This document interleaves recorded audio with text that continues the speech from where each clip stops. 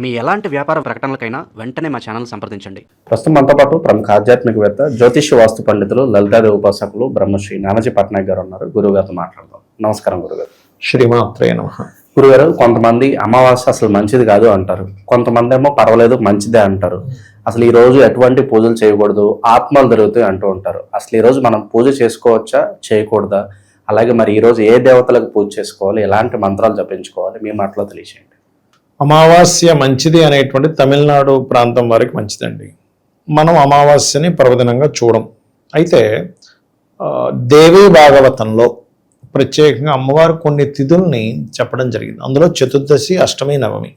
అదే దేవీ భాగవతాన్ని రచించిన కొంతమంది ఏం చేశారంటే అమావాస్య, పౌర్ణమి కూడా అమ్మవారి ఆరాధనకి మంచిది అని చెప్పడం జరిగింది. అయితే ఇక్కడ మీరు అన్నట్టుగా ఆత్మలు తిరుగుతాయి, మంచిది కాదు, ఇవన్నీ అంటే ఏంటంటే నిజమే, అందులో ఎటువంటి తప్పు లేదు. ఎలా అంటే సూర్యుడి యొక్క కిరణాలు ఉన్నంత కాలము, సూర్యుడు పరోక్షంగా కానివ్వండి, ప్రత్యక్షంగా కానివ్వండి, తన యొక్క కిరణాలని ప్రసరితం చేసే సమయాల్లో ఈ ఆత్మలకు శక్తి తక్కువగా ఉంటుంది. ఈ నెగిటివ్ ఎనర్జీస్ కనుకోండి, ఆత్మలు అనుకోండి, పిశాచాలు అనుకోండి, వీటికి.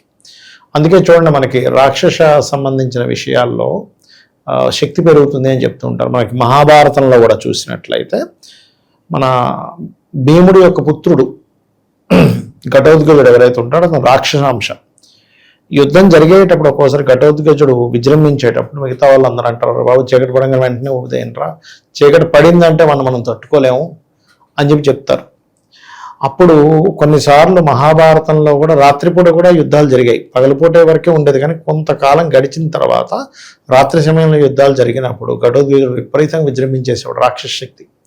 సో అందుకని నెగటివ్ ఎనర్జీకి ఎక్కువ బలం ఉంటుంది. అయితే ఈ సూర్యకిరణాలు సూర్యుడు డైరెక్ట్గా ఇచ్చేది ఒక ఎత్తు అయితే, ఈ చంద్రుడి ద్వారా కూడా కొంత రిలీజ్ అవుతూ ఉంటుంది. అమావాస్య నాడు చంద్రుడికి కూడా ఉండదు, ఎందుకంటే చంద్రుడు అమావాస్య యుగంలోకి వెళ్ళిపోయాగా సూర్యకిరణాలు ఏ రూపంలోనే రాదు. అందుకని చాలామంది ఉపాసన కొన్ని సిద్ధులు పొందేటువంటి వారు అది అమావాస్య నాడు కొన్ని విద్యల కోసం వాళ్ళు ప్రయత్నం చేస్తూ ఉంటారు. అమావాస్య నాడు చేయడం, ఆదివారం అమావాస్య వస్తే చేయడం, ఇట్లా కొన్ని ఉంటాయి. వాటికి కొన్ని తిథులు బలాన్ని కలిగిస్తాయండి. ప్రతి తిథి ఒక్కో దానికి బలాన్ని కలిగిస్తుంటుంది. అయితే అమావాస్య నాడు ప్రత్యేకంగా మనం చేయవలసింది ఏంటంటే పితృదేవత ఆరాధన చేయాలి. ఎందుకు?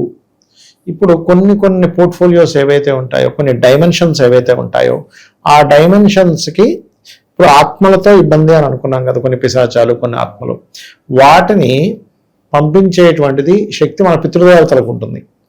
అందుకని పితృదేవత ఆరాధన అంటే మన చనిపోయిన తాతలో, ముత్తాతలో, తండ్రులో ఉంటారు కదా, వారికి మనం స్వయం పాకం ఇవ్వడం, వారి పేరు మీద తర్పణాలు వదలడం, పిండ ప్రదానాలు చేయడం చేస్తూ ఉంటారు అమావాస్య నాడు. చేసినట్లయితే వారు ఏంటంటే వంశాన్ని కాపాడుకుంటూ ఉంటారు వాళ్ళు. అందుకే మనకి నైరుతిలో కుడివైపు పితృ అనే పదం ఉంటుంది. ఆ కుడివైపు ఉండే పదం నైరుతిలోకి వస్తుంది కాబట్టి నైరుతి బెడ్రూమ్ ఎప్పుడు చీకటిగా ఉండాలంటారు. మీరు మామూలుగా మనకు పితృదేవత సంబంధించిన లోకాలు కనుక చూస్తే చీకటిగా ఉంటుంది ఆ లోకం, చీకటి లోకం పితృదేవత లోకం అనేటువంటిది. అలాగే మనకి ఇంట్లో ఉండేటువంటి వాస్తులో కూడా పితృ అనేటువంటి పదం చీకటిగా ఉండేటువంటి పదం అంటారు దాన్ని. అందుకే నైరుతి బెడ్రూమ్లో ఒకప్పుడు, ఇప్పుడు అంటే తగ్గిపోయింది కానీ ఒకప్పుడు చీకటి గది కట్టేవారు ప్రత్యేకంగా నైరుతిలో. కాబట్టి అలా చీకటిగా ఉంటే వాళ్ళ యొక్క అనుగ్రహం బాగుంటుందని వాళ్ళకి స్వయం పాకం ఇవ్వాలని చెప్పి శాస్త్రం.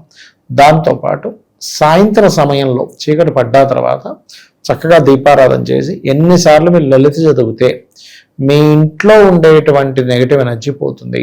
మీ ఇంట్లో ఉండేదే కాకుండా మీ ఒంట్లో ఉండేటువంటి నెగిటివ్ ఎనర్జీ కూడా పోతుంది లలిత వల్ల. చాలామంది అనుకుంటారు లలిత సహస్రనామాలు చేసుకుంటే అవుతుందా అంటారు. దీనికి శాస్త్రంలో ఒక ఇది ఉంది. ఎలా అంటే ఒక అతను ఒక ఉపాసన, ఒక సాధన చేశాడు. చేయగా ఆయనకు ఒక ఎనర్జీ వచ్చింది. ఏంటంటే ప్రతి ఒక్కరిని కూడా ఒక పాజిటివ్ ఎనర్జీ కానీ నెగిటివ్ ఎనర్జీ కానీ ఆశ్రయించి ఉంటుందనే విషయం ఆయనకు తెలిసింది. అలా కొంతకాలం గడిచిన తర్వాత ఈయన కూడా ఒక పిశాచం పట్టుకుంది కానీ తెలుస్తుంది ఈయన పిశాచం పట్టుకుంది, దానికి ఏదో పాలు పోస్తున్నాడు, అన్నం పెడుతున్నాడు, తింటుంది, ఈయన ఎటుపోతే అటు వస్తుంది. చెప్పులు గుడిలోకి వెళ్తే ఆ చెప్పుల దగ్గరే ఉంటుంది, మళ్ళీ బయటికి రాగా ఆ చెప్పుల్ని పట్టుకుని మళ్ళీ ఆయనతో పాటు తిరుగుతూ ఉంటుంది. అందుకే చాలామంది పిశాచాలు పట్టుకున్నప్పుడు క్షేత్రాలకు వెళ్తారు. ఎందుకంటే క్షేత్రానికి వెళ్ళినప్పుడు ఒక పరిధి వరకే క్షేత్రం దగ్గరికి వస్తుంది, ఒక పరిధి దాటిన తర్వాత ఆ లోపలికి రాదు, వదిలేస్తుంది వాళ్ళని. ఆ రకంగా అయినా సరే వాళ్ళకి రిలీఫ్ వస్తుందేమో, ఇంకో దగ్గరికి వెళ్ళిపోతుందేమో అనే భావంతో క్షేత్రాలకు వెళ్ళమని చెప్తారు. ఆ రకంగా ఆ వ్యక్తి అలా అవుతూ ఉంటే ఆయనకు అర్థం కనబడుతుంది కానీ ఎలా వదిలించుకోవాలో అర్థం కావట్లేదు. అప్పుడు ఒక లలితా ఉపాసకుడి దగ్గరికి వెళ్ళి అడగడం జరుగుతుంది, స్వామి నాకు అన్నీ కనబడుతున్నాయి, ఇట్లా నన్ను ఒక పిశాచం పట్టుకుంది, నాకు కనబడుతుంది. సరే అని లలితా అమ్మవారి నామాల్లో ఒక నామం తీసిస్తాడు ఆయనకి, దీంతోనూ కుంకుమార్చన చేయాలి. రోజు ఆ నామాన్ని పలుకుతూ అమ్మవారి పాదాల మీద కుంకుమ వేస్తూ ఉంటే ఒకరోజు ఏం జరిగిందంటే అమ్మవారి పటం నుంచి ఒక మెరుపు లాంటి ఒక కిరణం ఇలా వచ్చి ఆ పిశాచాన్ని దగ్ధం చేయడం జరిగింది. కాబట్టి కేవలం లలిత చేసుకుంటుంటే, లలితాదేవి దగ్గర అందరూ ఉంటారు కదా, వారాహి ఉంటుంది, మంత్రినిదేవి ఉంటుంది, శ్యామల అమ్మవారు ఉంటుంది, శయనలు ఉంటాయి, చతుషష్ఠి యోగిని గణసేవిత అనే నామం ఉంది అమ్మవారికి. అంటే 64 కోట్ల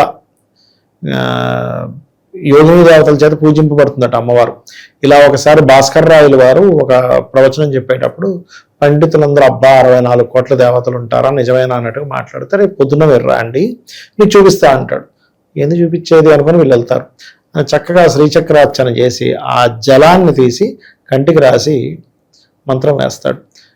చుట్టూ చతుషష్ఠి యోగినులు వచ్చేస్తారు, వాళ్ళ ఆయుధాలతోని వాళ్ళ పేర్లు అన్నీ చెప్తూ ఉంటారు. ఒక్కొక్కరు వచ్చి ఇలా కళ్ళు తిరిగిపోయి బాబాయ్ మా వల్ల కావట్లేదని పడిపోతారు.